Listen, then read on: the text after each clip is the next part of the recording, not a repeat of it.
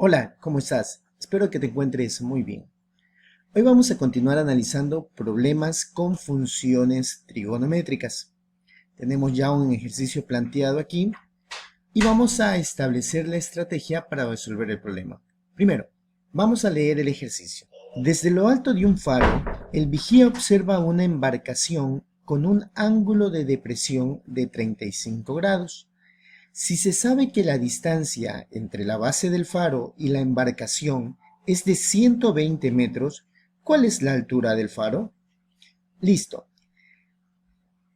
El primer paso cuando tengo problemas con funciones trigonométricas es realizar un gráfico con la finalidad de comprender mejor la situación que se está planteando. Entonces, tenemos aquí dos elementos importantes. Primero, el faro. Dibujamos una especie de faro aquí. Listo. Y segundo, tenemos la embarcación.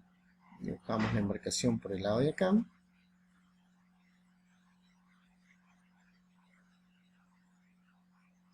Listo.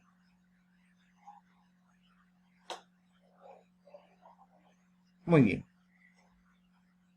Y vamos planteando la situación que se presenta. Ubiquemos dentro de nuestro gráfico la demás información que nos plantea. Dice, desde lo alto de un faro, el vigía observa una embarcación con un ángulo de depresión de 35 grados.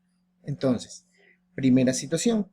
Desde lo alto, él observa a la embarcación y me indica que el ángulo de depresión es de 35 grados. Listo.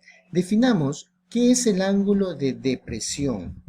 En trigonometría se considera al ángulo de depresión al ángulo que se forma desde el horizontal hasta la línea de visualización en este caso.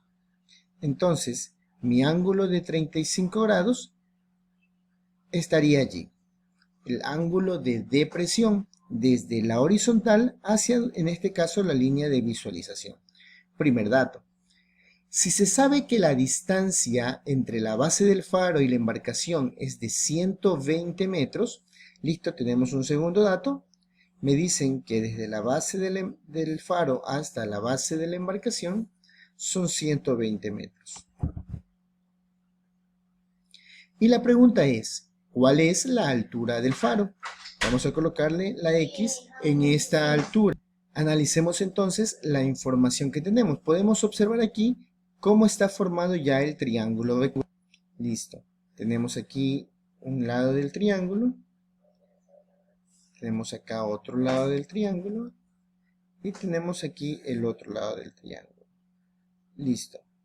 Esto es a lo que queremos llegar por medio del gráfico, a ubicar cuáles son los datos del triángulo rectángulo. Pues bien, el único detalle es que si observamos este ángulo, está fuera del triángulo rectángulo. Entonces, aquí podríamos aplicar dos criterios. Primer criterio matemático. Este ángulo de depresión que tengo aquí se repite en el lado de acá. Es decir, yo puedo ubicar el ángulo de depresión como el ángulo de elevación acá en la otra esquina del triángulo rectángulo. O en su defecto, puedo aplicar el criterio matemático que me indica que este, al ser un ángulo de 90 grados, si yo le quito los 35 de aquí, obtendría 55 grados. Y podría trabajar con este ángulo con la medida de 55.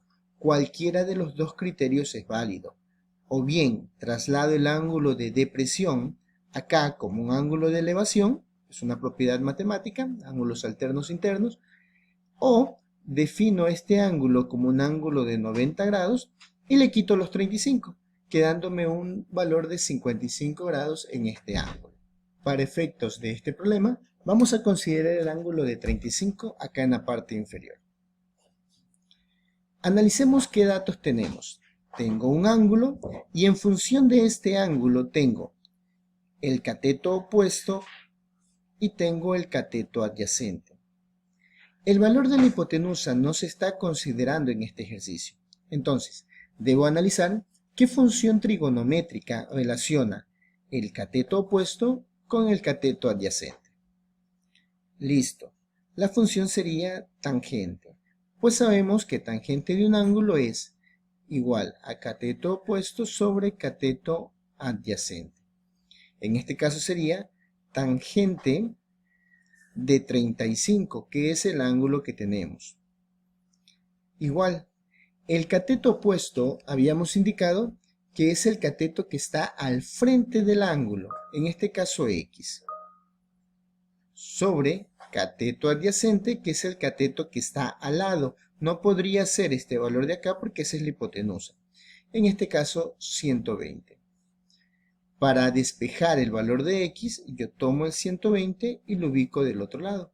Me quedaría entonces X es igual a 120 por tangente de 35. Calculo tangente de 35 y me quedaría entonces X es igual a 120 por 0,70. La última parte sería realizar la multiplicación. 0,70 por 120 o 120 por 0,70 y obtendría entonces el valor de 84. ¿Qué significa? Que esta altura sería igual a 84 metros. Calculado el valor que me pedían, en este caso, cuál era la altura del faro.